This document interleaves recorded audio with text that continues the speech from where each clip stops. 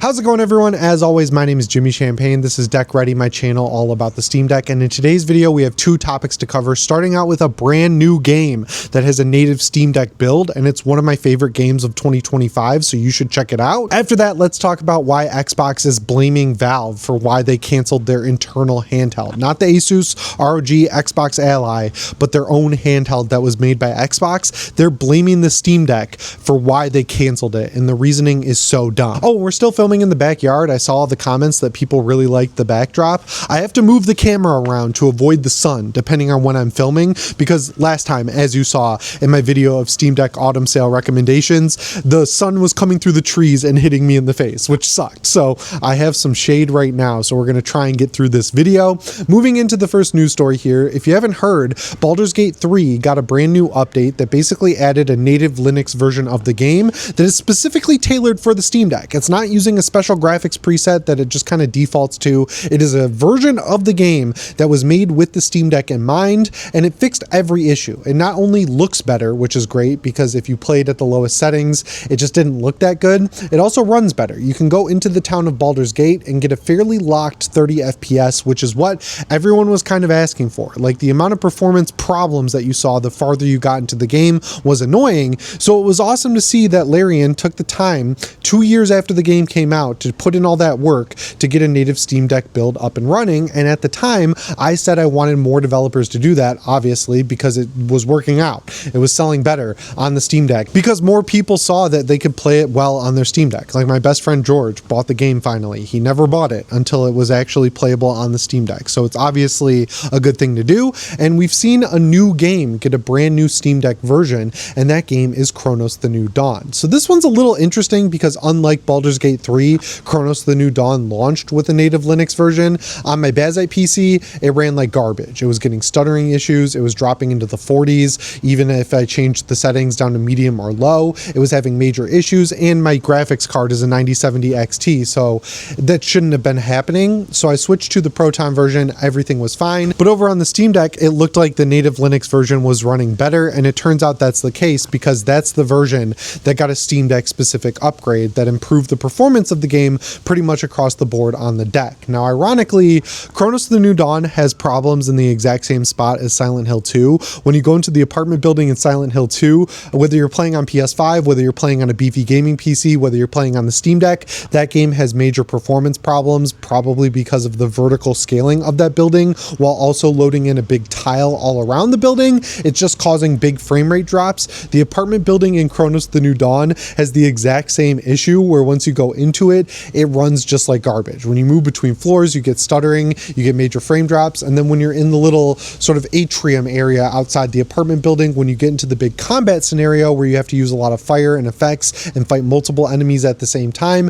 the performance was dropping down into the single-digit frame rates if you were playing on the Windows version or the native Linux version before this brand new update. This brand new update isn't like a magical fix or anything like that. You're still going to see some frame drops in that same area of the game, but they're dramatically less bad than they were before. It's going to drop to around 27 or 28 FPS, and you will see a little bit of micro stutter when you go in and out of doorways, but that's the heaviest portion of the entire game as someone who's played all the way through it. After that, it's fairly linear. It's fairly less demanding on your graphics card and your CPU. So once you get through that area, it should be smooth sailing on the Steam Deck from that point forward. I haven't had time to test it yet because I finished the game, so I don't really need to go back and play it anymore, and I'm just fully immersed in the world of Dying Light. In addition to playing Dying Light the Beast on my Bazite PC, I just need more Kyle Crane in my life, so I'm still continuing my playthrough of the original Dying Light. I've never played The Following. I've heard it's amazing,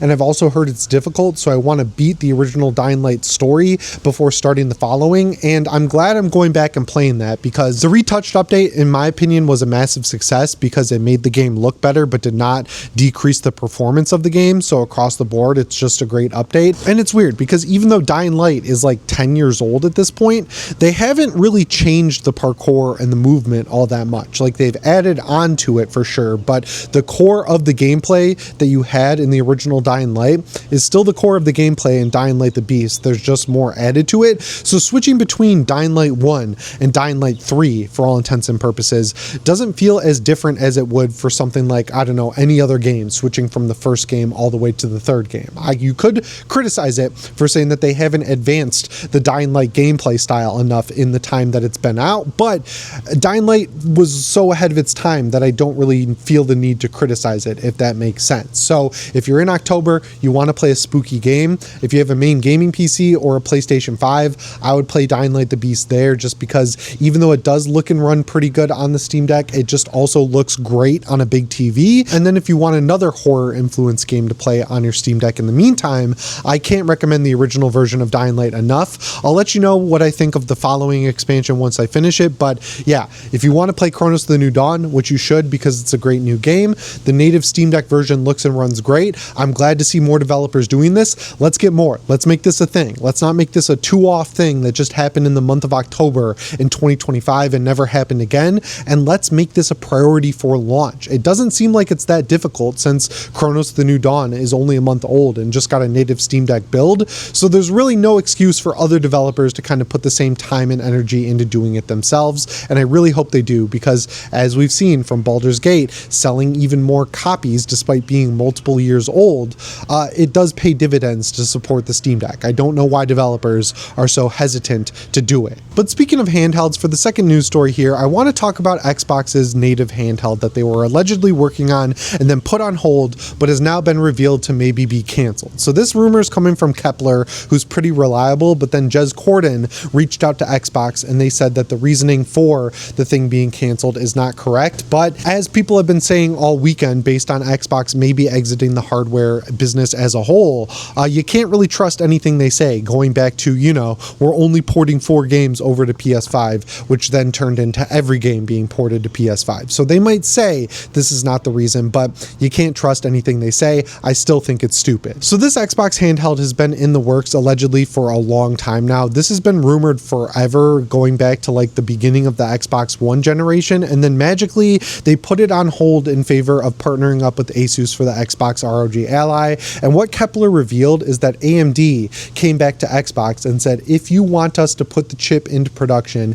you've got to guarantee that you'll sell 10 million units of this thing. And then Xbox looked at the Steam Deck, which has only sold 5 million units, and said, well, if they only sold 5 million, there's no way we're going to be able to sell 10. And I think that's kind of dumb, because even though Xbox's hardware business is not doing amazing, people have been asking for a handheld for a very long time. Like going back to the Xbox 360 generation, I mean, one of the first YouTube scams I got caught by was seeing the Xbox 720 handheld videos people were generating on YouTube back in the day. And then my friends and I in middle school were talking about how awesome it would be to have an Xbox handheld that could play Xbox 360 games. So there is a want there from people. And if you look at the sales of the Xbox ROG Ally, I mean, I don't know how many units they had ready to go for launch. It's selling out in terms of pre-orders, like all the pre-orders sold out for this thing. So there is demand for it.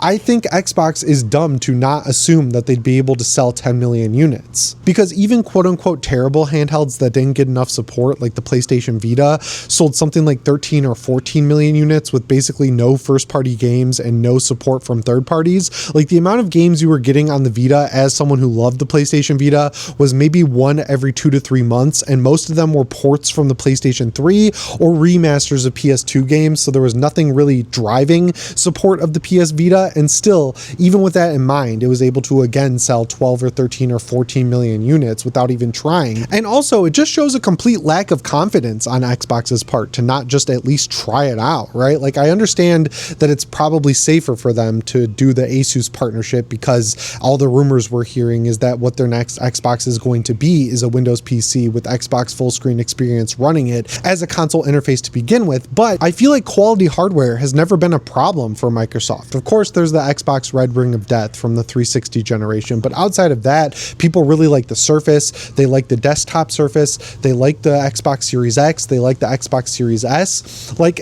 for all my issues I've had with Microsoft and Windows over the years, their homegrown hardware has always been very boutique and expensive and nice and works well. So I think they'd make a pretty damn good quality handheld if they really put their heart into it and tried to make something that supports the user base that they built up over like 3 or 4 generations and multiple decades. So yeah, while it's definitely true that it's impossible to really trust anything Microsoft says because they speak out of both sides of their mouth, I just don't really believe this rumor that like the Steam Deck only selling 5 million units scared Microsoft away, because again, the Steam Deck was a novel and new item. I mean, people compare it to the Nintendo Switch 2 all the time, and you can kind of look at the Nintendo Switch 2 as what caused the Steam Deck to be created, but I think it's more the fact that chips got to the point where you could put them in a handheld and run the same games you could play on a PS5 or a gaming PC on the go that really makes the Steam Deck feel like more of an inevitability. I think the stuff that they put into the handheld itself was definitely influenced by the Switch,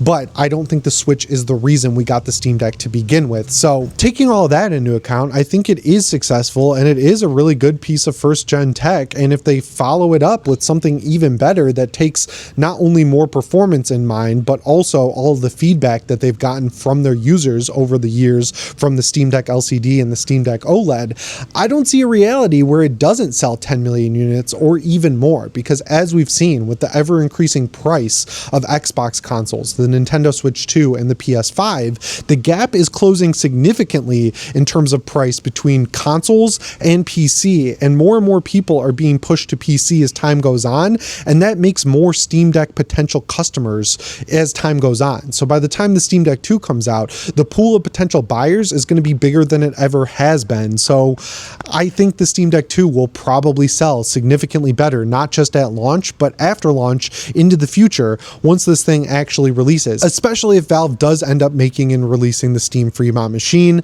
I know it's basically guaranteed at this point, but with the whole Steam frame not being announced after it was patented, I don't know what's going on with Valve in terms of hardware, and I'm still crossing my fingers and holding out hope that what we do eventually see is a full Valve showcase that not only announces hardware, but some new games as well. But when you're talking about Xbox canceling their homegrown handheld because the Steam Deck only sold 5 million units, I know Kepler is a reliable leaker, but I think if the Xbox ROG Ally sells well, you will see more partner handhelds from companies like Asus, companies like Lenovo, and everyone else. But if it does sell well, I think in addition to the next piece of Xbox-made Xbox hardware, you will also see an Xbox-made handheld come out a few years later, because the longer they wait, the better these chips are going to get, which means being able to run current gen games, which is currently the ultimate goal for all of these PC handhelds. Anyway, guys, that's all I've got for you in today's video. As always, my name is Jimmy Champagne. I'll see you in the next one. Thanks for watching, and shape on.